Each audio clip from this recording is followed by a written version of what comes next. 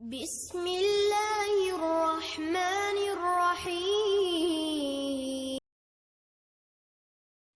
سورۃ البقرہ، اور اللہ کے فضل و کرم سے آیت 173 کی تلاوت کرتی ہوں۔ اعوذ باللہ من الشیطان الرجیم، بسم اللہ الرحمن الرحیم۔ انما حرم علیکم المیتۃ والدم ولحم الخنزیر وما اہل بہ لغیر اللہ فمن اضطر غیر باغ ولا عاد فلا اثم علیہ ان اللہ غفور الرحیم۔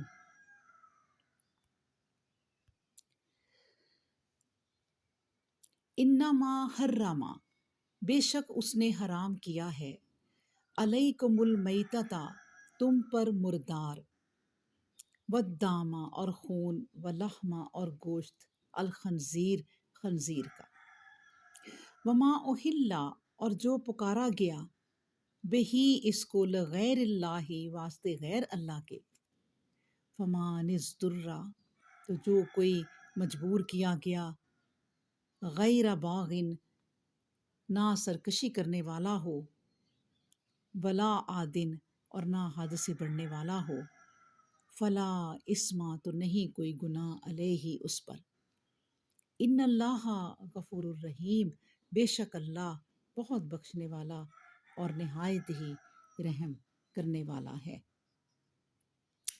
یعنی اللہ سبحانہ و تعالیٰ اس آیت میں فرماتے ہیں، اور اللہ نے جو چیزیں تم پر حرام کر دی ہیں وہ یہ ہیں: مردار جانور، حیوانات کا خون، سور کا گوشت، اور سب چیزیں جو اللہ کے سوا کسی دوسری ہستی کے نام پر پکاری جائیں۔ ہاں، اگر وہ بحالت مجبوری کھا لے تو مجبور آدمی کے لیے کوئی گناہ نہیں ہوگا، بلا شبہ اللہ بخشنے والا اور رحمت رکھنے والا ہے۔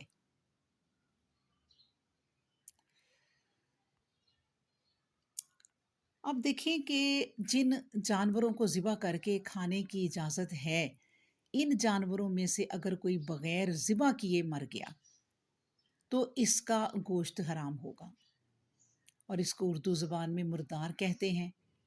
مطلب یہ ہوا کہ مردار حرام ہے۔ یہ قید جو لگائی گئی کہ جن جانوروں کو ذبح کر کے کھانے کی اجازت ہے، تو مطلب ہے کہ کچھ جانور ایسے بھی ہیں جو بغیر ذبح کیے کھائے جا سکتے ہیں، جیسے مچھلی اور ٹڈی، اور انہی اقسام میں سے اور چیزیں بھی ہیں جن کو دوسرے ناموں سے پکارا جاتا ہے، جیسے جھینگا وغیرہ۔ اصل اس کی یہ ہے کہ ان کا تعلق ان جانوروں سے ہے جن میں بہنے والا خون موجود نہیں، تو اسی خون کو جسم سے نکالنا ضروری ہوتا ہے، جس کی شناخت یہ ہے کہ یہ خون بہہ کے نکلتا ہے، یعنی بہہ جاتا ہے۔ ابن ابی اوفا رضی اللہ عنہ کہتے ہیں کہ ہم نے رسول اللہ صلی اللہ علیہ وآلہ وسلم کے ساتھ 6 یا 7 لڑائیاں لڑیں، اور ان ایام میں ہم ٹڈی کھاتے تھے۔ مردار کی حرمت پر یہود و نصارہ بھی متفق ہیں، اگرچہ کھانے کو وہ اب کھا جاتے ہوں، چنانچہ آج بھی تورات کے اندر موجود ہے۔ یعنی وہاں لکھا ہے کہ اور جو کوئی کسی حیوان کو از خود مر گیا ہو یا اسے درندے نے پھاڑا ہوا تو کھائے تو وہ شخص، خواہ وہ تمہارے دیس کا ہو خواہ وہ پردیس کا، وہ اپنے کپڑے دھو لے اور پانی سے غسل کرے اور شام تک نہ پاک رہے، تب وہ پاک ہوگا۔ اب دیکھیں، ہر قسم کا خون حرام ہے، لیکن شرائع علیہ السلام نے جگر اور تلی کو مستثنی قرار دیا ہے۔ ویسے قرآن کریم نے جس خون کو حرام قرار دیا ہے، اس کی خود ہی اللہ تبارک و تعالیٰ دوسری جگہ تشریح فرما دیتے ہیں کہ اس سے وہ کون مراد ہے جو بہنے والا ہے، اور تلی اور جگر تو بہنے والے خون ہی نہیں ہے۔ اور اس کا ذکر بھی تورات میں موجود ہے. وہاں لکھا ہے اور تم کسی پرندے اور چرندے کا کچھ لہو اپنے سب مکانوں میں نہ کھائیو، اور جو انسان کسی کون میں سے کھائے گا وہ اپنی قوم سے کٹ جائے گا. اللہ اکبر. دیکھیں تیسری چیز قرآن کریم نے جو بیان کی ہے لحم الخنزیر بتائی ہے. اگرچہ وضاحت کے ساتھ حرمت لحم الخنزیر ہی کی آئی ہے، لیکن فقہا امت کا اجماع ہے کہ سور کا صرف گوشت ہی نہیں بلکہ اس کی چربی، ہڈی، کھال، بال سب ہی حرام ہیں. اور لحم کی تصریح تو اس لیے ہے کہ گوشت ہی ہر جانور کے جسم کا اہم ترین حصہ ہے، اور جب گوشت کہہ دیا تو باقی چیزیں اس کی تابعیت میں خود بخود آ گئی. تو اس کے متعلق بھی تورات میں ہے. وہاں لکھا ہے سور کا گوشت اور سور کا کھر اس کے دو حصہ ہوتا ہے، اور اس کا پاؤں چرا ہوا ہے لیکن وہ جگالی نہیں کرتا، وہ بھی تمہارے لیے ناپاک ہے. اللہ اکبر. اور چوتھی صفت یہ ہے کہ وہ جانور کبھی حلال نہ ہوگا جو غیر اللہ کے نام پر ذبح کیا جائے یا اس کے لیے نامزد کیا گیا ہو.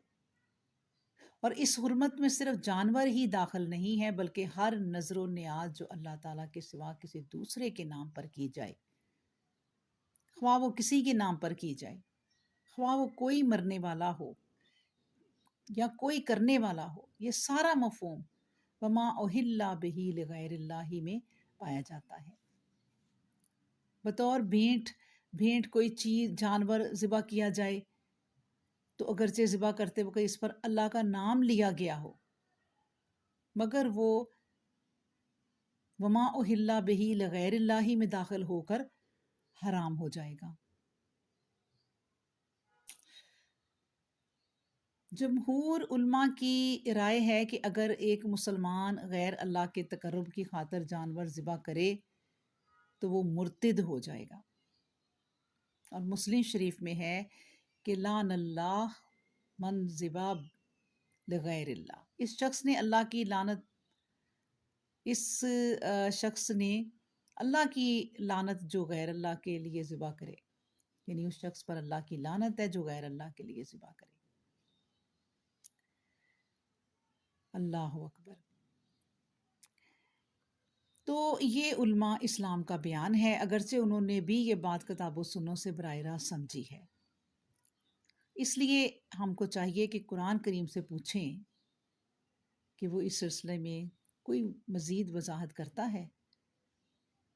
تو سنیے، سورۃ المائدہ میں اللہ تبارک و تعالیٰ فرماتے ہیں یا ایھا الذین آمنو کہ اے مسلمانوں، اللہ نے جو چیزیں تم پر حلال کر دی ہیں انہیں اپنے اوپر حرام نہ کرو،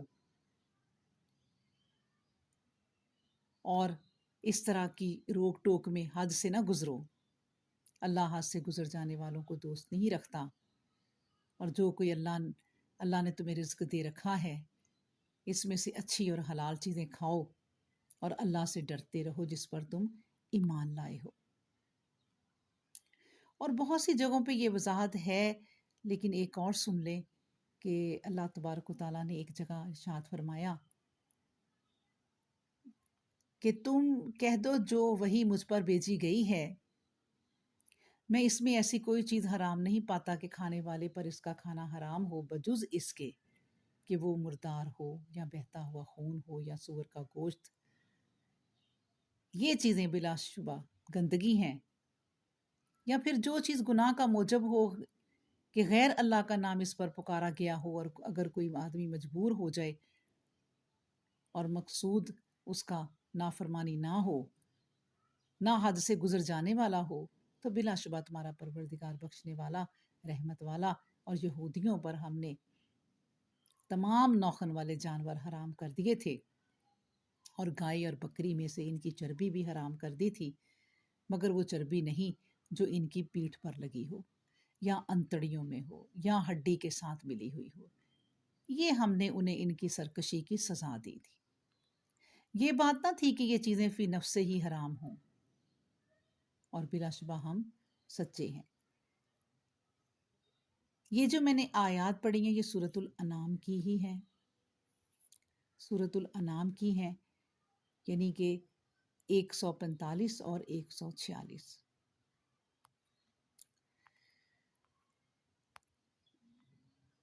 اللہ اکبر۔ اور اس طرح کی بہت سی آیات ہیں، اللہ تبارک و تعالیٰ نے مختلف جگہوں پر اس حرام اور حلال کی وضاحتیں کی ہیں۔ حقیقت یہ ہے کہ انسان بالطبع آزاد پیدا کیا گیا ہے۔ غیر اللہ کے نام پر جانور ذبح کرنا اور نذر دینا یہ معنی رکھتا ہے کہ وہ اپنی آزادی دوسرے کی خاطر بیچ رہا ہے، حالانکہ یہ حق صرف اللہ کے لیے مخصوص تھا۔ اللہ تعالیٰ غیور ہے، وہ کبھی اس بات کو پسند نہیں کر سکتا کہ اس کا بندہ کسی اور سے بھی تعلق بندگی رکھے، اس لیے کوئی مسلمان ایسے جانور کا گوشت نہیں کھا سکتا جیسے آج کل پیروں اور بزرگوں کے لیے جس قدر منتیں مانی جاتی ہیں، سب اسی حرمت میں داخل ہیں۔ اضطراری حالت میں ان چیزوں کے استعمال کی اجازت دی گئی ہے، مگر اس میں 2 شرطیں لازم کر دی گئی۔ انسان خود اس کی خواہش اور آرزو نہ کرے، قانون توڑنا اس کا مقصد نہ ہو، اور کھاتے وقت اپنی ضرورت سے تجاوز نہ کرے۔ ایسی صورت میں اس پر کوئی گناہ نہ ہوگا، اور یہ اس کی رحمت ہے کہ گناہ کی چیز سے اضطراری حالت میں گناہ اٹھا لیا۔ اور اللہ سے بڑھ کر کون ہے جو انسانوں سے پیار کرنے والا ہو۔